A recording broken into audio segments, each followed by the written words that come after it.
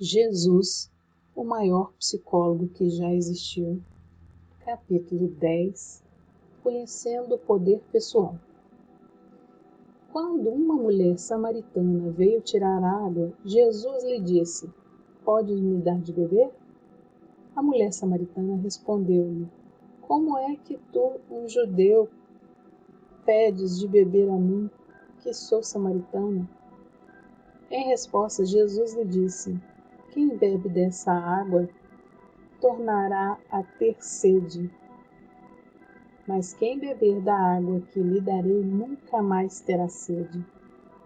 A mulher pediu: "Senhor, dá-me dessa água para que eu não sinta mais sede."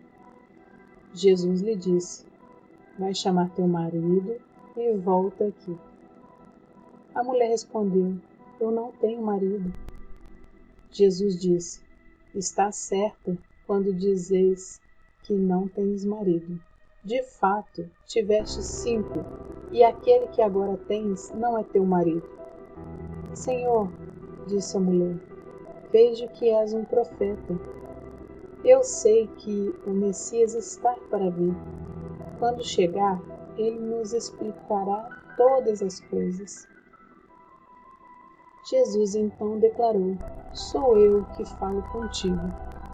Nisso chegaram os discípulos e se admiravam de que estivesse falando com uma mulher. Mas ninguém perguntou: "Que falas com ela?" Deixando então o campo, a mulher voltou à cidade e disse a todos: "Vinde ver um homem que me disse tudo o que fiz. Não será ele o Cristo?" O poder que exercemos sobre os outros pode ser inebriante, mas o seu efeito é temporário. Jesus teve na vida a experiência sempre satisfatória de alcançar o poder com os outros. Para ele, não existia poder isolado. Este fato era frustrante para os seus seguidores, porque muitos esperavam que Jesus se estabelecesse como um líder político e os indicasse para cargos influentes no seu novo reino. Jesus sabia que a pessoa verdadeiramente poderosa está mais interessada nas pessoas do que na política. Para ele, o verdadeiro teste do poder pessoal não reside em controlar os outros, mas em dar-lhes poder. Apesar de ter sido um dos maiores líderes espirituais da história, Jesus passou muito pouco tempo em lugares religiosos, pois quase sempre ficava onde as pessoas viviam. Ele estava interessado nas pessoas e exerceu grande influência na vida daqueles que conheceu. Jesus sabia que a empatia era o segredo do verdadeiro poder pessoal. Empatia é uma atitude de interesse e acolhida. É ela que possibilita o verdadeiro entendimento. Quando existe uma verdadeira empatia, o resultado pode ser transformador. A definição do poder pessoal. Dai a César o que é de César, e a Deus o que é de Deus. Mateus 22, 21. Justo é um homem poderoso. Ele é funcionário público de alto nível, possui vários cursos de pós-graduação e é conhecido em todo o país devido à sua carreira política.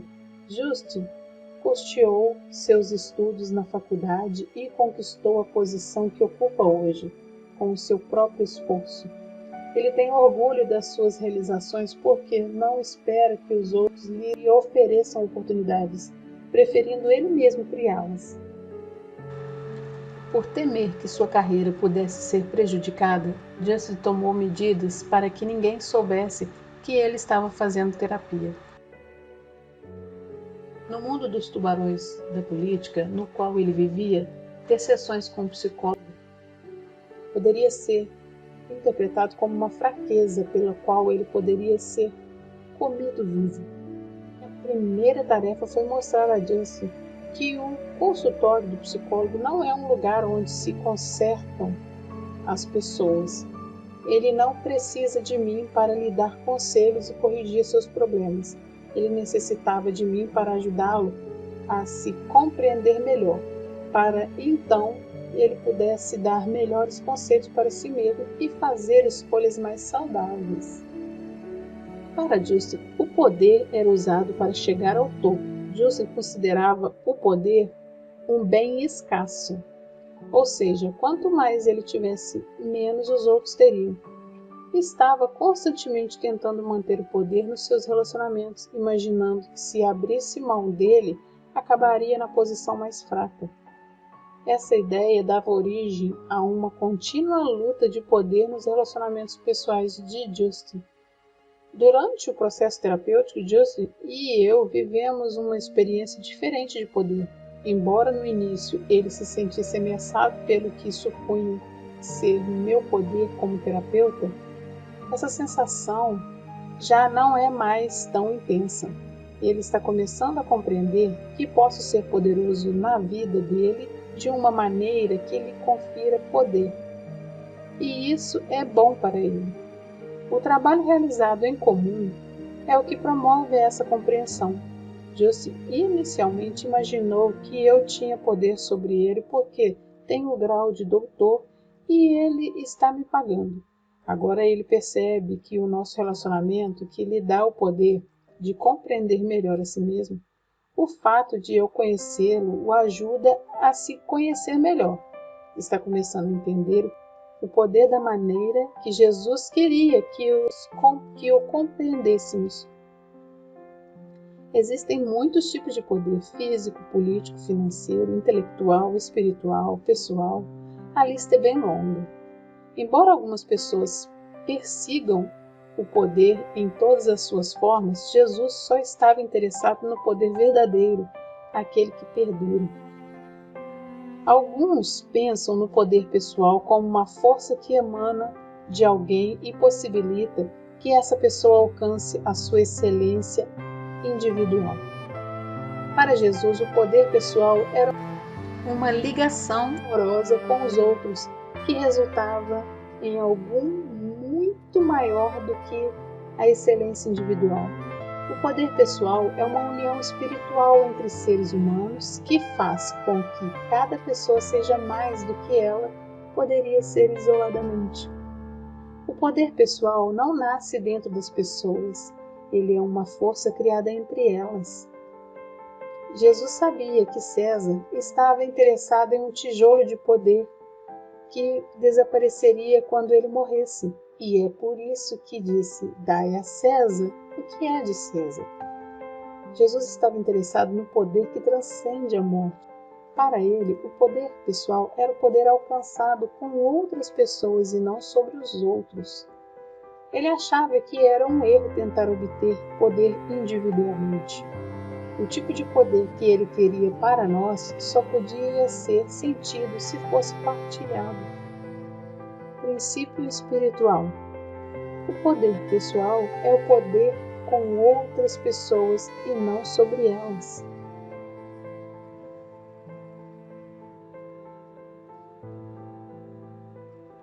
O poder de ser conhecido pessoalmente. Eu vos conheço. João 5,42.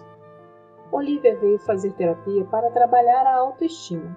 Ela queria ter mais confiança em si mesma e vencer a timidez. Lera alguns livros sobre autoestima e tentara praticar as sugestões incluídas neles, mas sua maneira de pensar e de sentir não mudara muito. No final da nossa primeira sessão, Olivia pediu-me que lhe passasse uma tarefa para fazer em casa. Gostaria de trabalhar um pouco a minha autoestima todos os dias, disse ela. Qualquer coisa que você me der para fazer vai me ajudar a lidar mais rápido com esse problema. Acho que você já leu muito coisas sobre autoestima, retruquei. Talvez o que você precisa aprender mais neste momento seja conhecer a si mesmo. E acho que nós dois precisamos estar juntos para fazer isso acontecer. Pude perceber que o processo que levaria Olivia a compreender mais profundamente a si mesma se daria à medida que ela se sentisse conhecida. No decorrer dos meses seguintes, foi exatamente isso que aconteceu. Na terapia, descobri que Olivia sentia-se mal a respeito de quem era. Por isso, raramente se abria com as pessoas e mantinha em segredo sentimentos negativos, com medo de que os outros pudessem sentir o mesmo por ela. Infelizmente, os segredos ocultos raramente se modificam com leituras ou conselhos. Ela precisava expor seus segredos para outra pessoa para poder sentir-se pessoalmente conhecida e acolhida. Este era o ponto de partida para a transformação da sua autoestima. O fato de ela fingir ser uma pessoa diferente do que era não contribuía em nada para sua autoimagem. Ela precisava se sentir aceitável, tal como era, e a partir daí crescer e se aprimorar. A terapia de Olivia a tem ajudado muito. Em vez de querer que eu lhe forneça informações, ela passou a desejar ser conhecida por mim. Eu não a vejo mais como uma moça tímida, e as outras pessoas também estão notando uma diferença. Acredito que Olivia esteja se tornando pessoalmente mais poderosa porque descobriu que é conhecida e compreendida, e isso não faz com que ela se sinta tão mal. Com efeito, perder o medo, na verdade, faz Olivia sentir-se muito melhor. Os seres humanos não podem viver isolados e, por isso, procuramos nos relacionar com os outros. A experiência de sermos conhecidos e entendidos nos confere a sensação psicológica de que tudo está bem. Temos que perceber que somos conhecidos pelos outros tal como somos, e não apenas pelo que fazemos, para nos sentirmos psicologicamente completos. Esse tipo de conhecimento é compartilhado entre as pessoas, pois são necessárias duas pessoas para criar conhecimento pessoal. Quando ele se fundamenta na verdade, ambas as pessoas são transformadas e crescem. Jesus acreditava que fomos criados com o propósito de conhecer Deus e sermos conhecidos por Ele. Um ponto central de seu ensinamento era comunicar o poder transformador de conhecer Deus, que não é um conhecimento intelectual e isolado, mas uma experiência que só se dá no relacionamento. Princípio espiritual: o conhecimento pessoal é criado entre as pessoas e não dentro delas.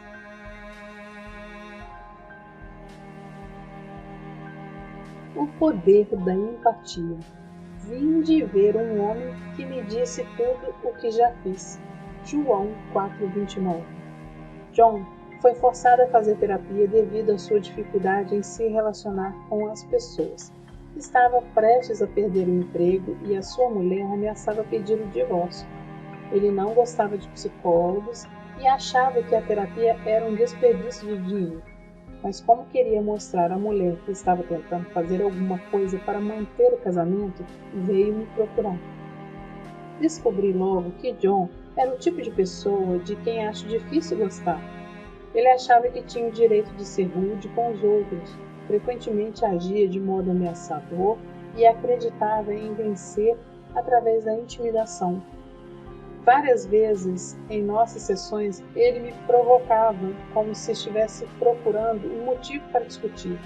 Era brigão e orgulhava-se disso. Apesar da dificuldade em relacionar-se com John, vinha compreendê-lo com o tempo. Ele havia sofrido várias humilhações dolorosas na vida e sentia muita raiva por causa disso. Embora não se abrisse completamente comigo a respeito de seus traumas, cheguei a entender o suficiente para ajudá-lo a perceber a ligação entre sua raiva e os acontecimentos passados que ainda despertavam nele um desejo de vingança. Ele fora ferido e alguém tinha que pagar por isso. Eu gostaria de poder dizer que me tornei uma figura semelhante a Cristo para John. A nossa terapia, que foi isso que o curou da raiva, mas em muitos aspectos fiquei bem aquém do que Jesus teria feito.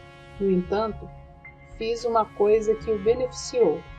Eu o acolhi e compreendi o suficiente para ajudá-lo a conhecer-se um pouco melhor, ajudando-o a mudar. John terminou a terapia entendendo por que fica com tanta raiva e sendo mais capaz de lidar com isso e expressar seus sentimentos. Eu não diria que John está curado, mas afirmaria que ele melhorou muito, apesar de ter sido difícil para mim o fato de eu ter acolhido e compreendido com empatia a dor de John foi muito positivo na vida dele. Ele não conseguiu escapar do impacto da empatia.